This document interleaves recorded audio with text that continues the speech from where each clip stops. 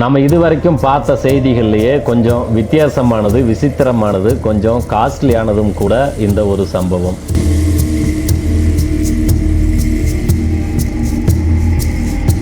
புனேவை பூர்வீகமாக கொண்ட கேத்தன் அகர்வாலுடைய வயசு 26, சொத்து மதிப்பு சுமார் 600 கோடி. 26 வயசுல ஒரு நல்ல பெண்ணை பார்த்து திருமணம் பண்ணணும்னு பெற்றோர்கள் முடிவு பண்றாங்க.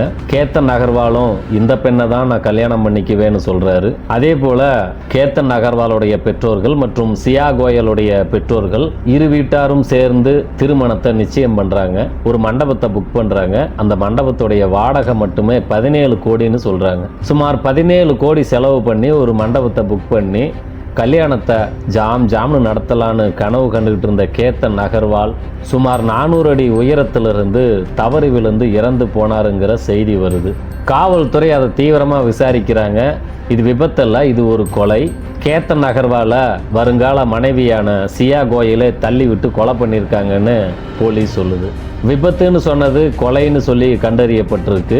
இது கொலைதான்னு உறுதி செஞ்சதுக்கப்புறம் அந்த வருங்கால மனைவி சியா கோயலுடைய திட்டமிட்ட சதின்னு தெரிஞ்சதுக்கப்புறம் சியா கோயலுடைய தாய் தகப்பனார் என்ன சொல்கிறாங்கன்னா, எப்படி என்னுடைய வருங்கால மாப்பிள்ளைய 400 அடி உயரத்திலிருந்து தள்ளி விட்டாங்களோ அதே மாதிரி என்னுடைய மகளையும் தள்ளி விட்டு கொன்றுங்க அப்படின்னு சியா கோயலுடைய தாய் தகப்பன் கோரிக்கை விடுக்கிறாங்க.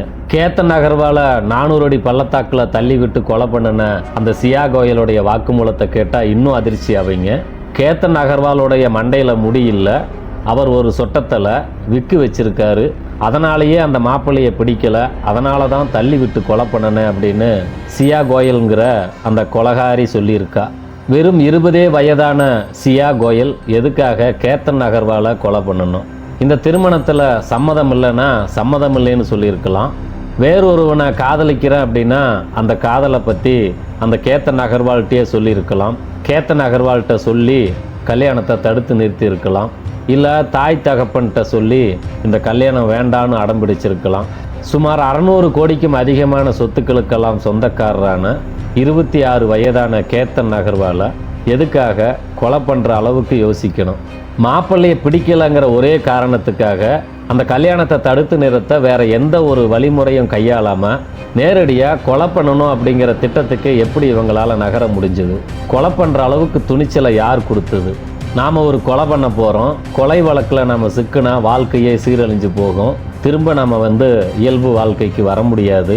கொலை பண்ணுறதுக்கு பதிலாக வேறு ஏதாவது பண்ணி இந்த கல்யாணத்தை தடுத்து நிறுத்தலாம் அப்படின்னு அந்த பொண்ணு யோசிச்சிருக்கலாம். ஆனால் கொலை பண்ணுறது தான் இதுக்கான ஒரே வழி அப்படிங்கிற ஒரு முடிவை யார் எடுத்தது? இதுவரைக்கும் பெண்கள் ஆண்களை கொலை பண்ணுறதுக்கு நிறைய காரணங்கள் இருந்துச்சு. கள்ளக்காதல், கணவருடைய கொடுமைகள் தாங்காமல் கணவரை கொலை பண்ணுறது, அதே கள்ளக்காதலுக்காக பெற்ற குழந்தைகளையே கொலை பண்ணுறது, இப்படி பல சம்பவங்களை நாம் பார்த்துருந்தாலும் கல்யாணமே ஆகலை, முன்னாள் காதலனும் கிடையாது, ஒரு நிச்சயதார்த்தம் மட்டும்தான் நடந்து முடிஞ்சிருக்கு. இந்த எல்லா ஏற்பாட்டுகளையுமே தடுத்து நிறுத்தி இருக்கலாம். எனக்கு இந்த கல்யாணத்தில் விருப்பம் இல்லைங்கிற ஒரே ஒரு வார்த்தையால் தடுத்து நிறுத்தி இருக்கலாம். அதையெல்லாம் விட்டுட்டு கொலை பண்ணுறது தான் இதுக்கு ஒரே தீர்வு அப்படின்னு சியா கோயலுடைய காதலனும் சியா கோயலும் சேர்ந்தே திட்டமிட்டு இந்த கொலையை பண்ணியிருக்காங்க. வெறும் 20 வயதே ஆன ஒரு இளம்பெண்ணுடைய வாழ்க்கை இனி சிறையிலே தான் கழிய போகுது.